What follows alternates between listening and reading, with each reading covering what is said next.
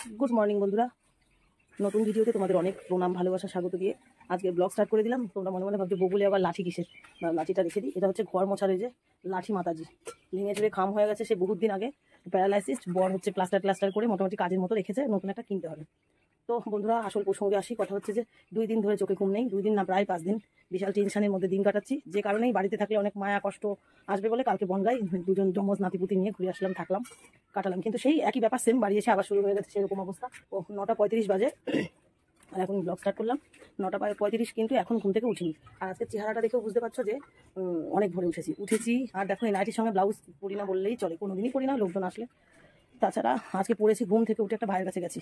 মানে সেই ভাই একটা বড় ইউটিউবার প্লাস ভিডিও, মানে ফেসবুক ভিডিওতে প্রচুর তার ফলোয়ার, অনেক টাকা ইনকাম করে। তার বাড়িতে গেছিলাম, তাকে ডিস্টার্ব করে এলাম। সারাদিন এদিক ওদিকে ঘুরে বেড়ায় তারা, তাও বেশ ভালোবাসে আমাকে, শুভজিৎকে বেশি ভালোবাসে আর কি। তো গিয়ে জিজ্ঞাসা করলাম, ওর দাদা বললো বাড়িতে আছে, ঘুমোচ্ছে।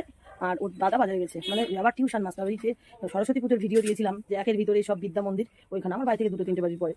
তো উঠে একটু ভালোই সান্ত্বনা দিলে, জানি না কি আছে কপালে, তো সেই কারণে এলাম। আর এসেই ব্যস্ত হয়ে গেছি। আর ওদেরকেও নিয়ে গেছিলাম, ওরা 6টায় উঠে পড়তে গেছিলো, 8:30 এসে দেখো ঠাকুরের বাসন মাজা হয়ে গেছে, এখন ধুচ্ছে। আর জিৎ গেছে, ওর জেঠু দোকানে গেছে, একটা বাটখারা নিয়ে যেতে ভুলে গেছে, মানে 100 গ্রামের। তো মেজমা বললো একটু বাবা জেঠুকে দিয়ে তাড়াতাড়ি, তাই গেছে। ওরা তো বাধ্য, জানে, আমি বলার আগেই বললো মা দিয়ে আসি। আর আমি ওখান থেকে এসে ঘর বারান্দা ঝাড়ঝুট দেওয়া হয়ে গেছে, বর্মাশয় বাজারে চলে গেছে যেহেতু 9:30 বাজে। আর আমি ঠাকুরঘরটা মুছে দিতে আসলাম, ঠাকুরঘর মুছবো আর ফুলটা তুলে দেবো, ওরা স্কুলে যাবে। তো জিৎ আবার যেতে চাইছে না, জিৎ আবার ফোনের ব্যাপারে একটু ভালো বলছে। তো এই দেখো আজকে নীলকণ্ঠ গাছে প্রচুর ফুল ফুটেছে, প্রায় 7টা-8টা। কথা বলতে বলতে ফুলগুলো তুলে নিলাম, 7টা-8টা অনেকই ফুটেছে। আর তো চলো ওকে বাবুকে একটু পিছিয়ে দিই। আর তারপরে তো আবার প্রেশারে ভাতও বসিয়েছি, ভাত হয়েও গেছে, বুঝতে পেরেছো। আর এই যে সন্ধ্যা মালতী ফুলগুলো ভালো হচ্ছে, যে সকাল হলে বুঝে যায় মুখগুলো, এগুলো অনেক আছেই, তুলে দিলাম। ওয়েদারের অবস্থা একদম ভালো না, দেখেছো 9:30 বাজে, অথচ কি ওয়েদারের ছিঁড়ি, মানে অন্ধকার অন্ধকার হয়ে রয়েছে। এরকম ভোলানাথের ফুল। এবার বাসন ধোয়া হয়ে গেলে পুজো দেবে, খাওয়া দাওয়া করে বেরিয়ে যাবে। এই দেখো লোকেরা বাজে বলবে, 2টো টিপ রয়েছে। তো চলো বন্ধুরা ঘর দৌড় মুছে দিই ওদেরকে, পরে কথা হবে। আমারটা ফোনও আসছে। তো বন্ধুরা ঘরে চলে আসলাম, আর এসে দেখো গরমে আর বেড়ে পারছি না, আকাশের অবস্থা একদম ভালো না, খুব গরম লাগছে। উচ্ছে সিদ্ধ, পেঁপে সিদ্ধ আর কুমড়ো সেদ্ধ ভাত করেছি। আর এই সেদ্ধগুলো মাখাবো বলে আলাদা একটা থালা নিলাম। আর এই যে কালকে রাত্রির ভাত রয়েছে, ওরা বলছে মা ঠান্ডা ভাত দাও, মানে এত গরম গরম লাগছে তার জন্য। আর সকালে উঠেই তো এই চা খেয়েছি, বাসন টাসন কিচ্ছু ধুইনি। এই যে একটা সময় ওরা স্কুলে চলে যাবে, আর তখনই আমি সব কিছু গুছিয়ে নেবো, তখন আমার তর জলদি শুরু হয়ে যাবে। তো চলো এবার সেদ্ধ মাখার পালা। একটু মেখে ভাতটা মেখে দিতে বলছে, মা ভাত মেখে দাও তাড়াতাড়ি খাওয়া হয়ে যাবে। বলছি ডিম ভেজে দিই, বলে না ভাত মেখে দাও। তো চলো ভাতটা মেখে দিই ওদের, ওরা খেয়ে নিক। তারপরে তো লাফাঝাপি ঝাপাঝাপি শুরু হয়ে যাবে, কাজের সব গোছানো, দুপুরে রান্না গোছানো, বরমশাই আসবে, ফুলগুলো ভাগ করে দিতে হবে একটু হাতে হাতে, সবাইকে দিতে যাবে। এই রইলো তো। আর কি বিষয় আমি বললাম যে মন ভালো নেই, অবশ্যই তোমাদের পরে বলছি, দাঁড়াও একটু সময় ফ্রি করে নিই, বসে বলবো। দেখো মায়ের হাতের সেদ্ধ ভাত খেয়ে গুটি গুটি পায়ে রওনা দিচ্ছে, কিন্তু মনে হচ্ছে এখন সকাল 6টা। ছাতা আছে তো ব্যাগে? এখন গুটি গুটি পায়ে স্কুলের দিকে রওনা দিচ্ছে, কিন্তু অর্ধেক রাস্তা না যেতেই বৃষ্টি না চলে আসে। সাবধানে যেও, দেখো যদি আসতে পারো তাহলে এসো, এখন আস্তে সুস্থে চালিয়ে যাও, অনেক সময় আছে পালা। আমিও এক্ষুনি রেডি হয়ে ডিউটিটা সেরে আসবো। কেন বলো তো, হচ্ছে যে বৃষ্টি চলে আসলে বিপদে পড়ে যাবো। পার্টনারে ফোন করলো, যদি আকাশের অবস্থা একদম ভালো না, যে চলো আগে আগে ডিউটিটা করে আসি, বাড়ি বসে যা কিছু করতে পারবো। কারণ এখনকার বৃষ্টির জল মানেই মাথার মধ্যে একেবারে বিষ ঢেলে পড়া, দরকার নেই। তো আমিও খেলাম না, বরমশাইকে রেখে ভালো লাগে না খেতে। তোমার হচ্ছে যে 2জন বসে খাও, সেই যে কালকে বনগা গেছিলাম, গল্প স্বল্প কোনো কিছুই করতে পারিনি, কত রাত হয়ে গেছে শুতে। তা এখন 2জন একসঙ্গে বসে খাবো, তা ওই পারিনি। একবার 1 গাদা ফুল কিনে রেখে গেছে, আবার গেছে, কারণ বৃষ্টি নেমেছে, ফুল ভিজে যাবে কালকে। ভেজা ফুল কিনলে তো কোনো কাজ হবে না, পচে যাবে। তাই দাদা কলকাতা থেকে ফোন করে মনে করে দিয়েছে, এখন আবার গেছে গাঁদা ফুল কিনতে। তা ও এসে নি, তারপরে খাবো, ততক্ষণ আমি রেডি হইনি। আর হচ্ছে যে কালকে যে বনগা গেছি, ছোট ননদকেও বলে যায়নি। আর বাড়িতে যখন কাজ বাজ ছেড়ে বসেছি, তখন বাজে 11:30। ছোট ননদের এমনি সারা রাত ঘুম হয় না, আবার যদি ফোন করে বলি সেই সময়, তাহলে ঘুমটা নষ্ট হয়ে গেলে আর ঘুমাতে পারবে না।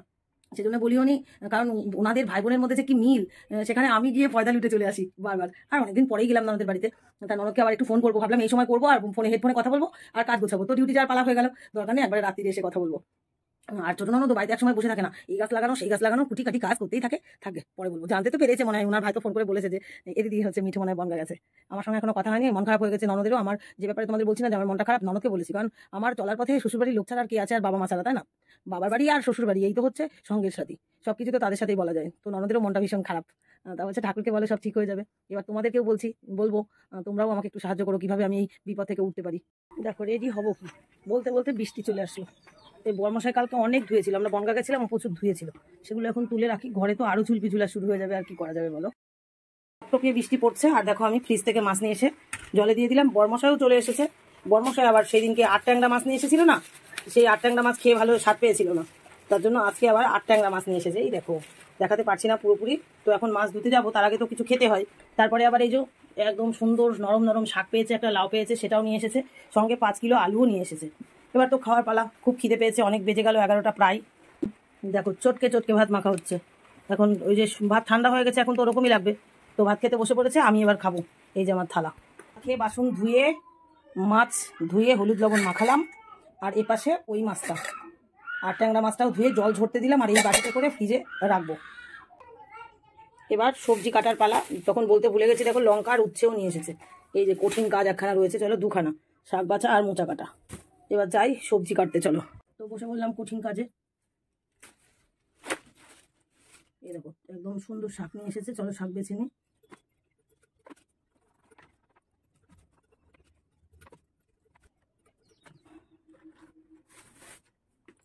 এই হচ্ছে উপরের ফুলগুলো, শুধু ওপরের ফুলগুলো করব আজকে। আর তোমার এই ডাঁটাগুলো সুন্দর করে গুছিয়ে রেখে দেবো। কেন বলছি বলো তো, এত কিছু রান্না করলে গরম হয়ে যায়, ভালো লাগে না, ফ্রিজে ভরতে হবে। আবার এই মোচাটা অল্প একটু করবো, আর শাক ভাজবো, আর মাছ তো দেখলেই রেখেছি 8 পিস মাছ, আর মিষ্টি কুমড়ো আলু সব নিয়ে বসেছি উঠছে, কিন্তু ওগুলো কিছু করবো না। এই যে আলুর ভীষণ দাম, 5 কিলো আলু আনলে এখন বিরাট দাম হয়ে গেছে। তা এই দুটো দেবো মাছে, আর এই দুটো দেবো আলুতে, এই মোচাতে। এই 3টেই হবে, আর বেশি করা যাবে না। আর আমার তো নোংরা ফেলার জায়গার ভীষণ অভাব, যে কারণে আমাকে সবজির খোসাগুলোও কুচিয়ে কুচিয়ে ঠিক করে রাখতে হয়। ঘরের পেছনে একটা ছোট্ট গর্ত করেছি, ওই গর্ততে ফেলি। তো চলো সবজি কাটতে থাকি তাহলে।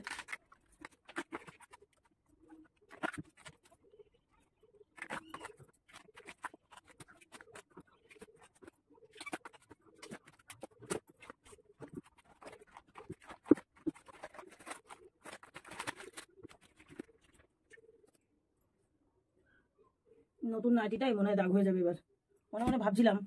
আবার বরমশাই এসে আবার বকবে, পিস পিস করে না রাখলে বকা দেয়।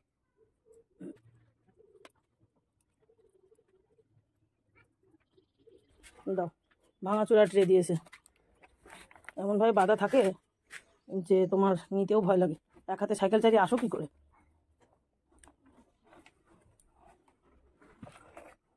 জিম থাকলে আর শুভজিতের মজা আবার কি, যতবার বাজার যাবে আর একটা একটা করে জিনিস আসবে, দেখেছো। এখন আবার চিনি ডাল তেল চলে এলো।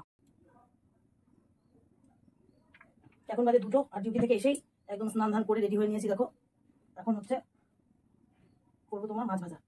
মাথার মধ্যে কি যেন হয়েছে।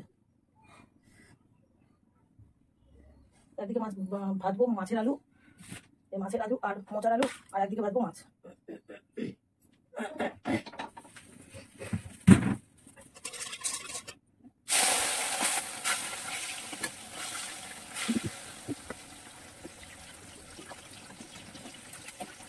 মশলাটা রেডি করা আছে, বরমশাই করে রেখেছে, আমি একটু মিক্সারে ঘুরু করে নিয়ে চলে আসি।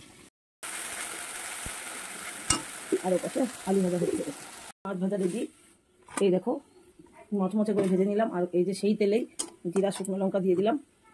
3:30 বাজে, আর জীবনের ওপর দিয়ে তাড়াহুড়ো করে রান্না। দেখো শাক ভাজা, মোচা আর মাছ বরমশাইকে খেতে দিয়ে দিয়েছি, স্নান করে তার খিদে পেয়ে গেছে, অথচ রান্না হয়নি।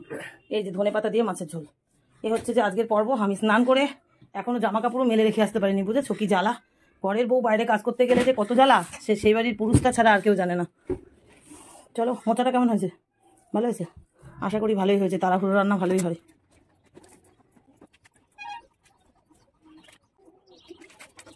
এখন 4টে বাজে, খেয়ে দিয়ে সব কাজ গুছিয়ে জামা কাপড় মেললাম।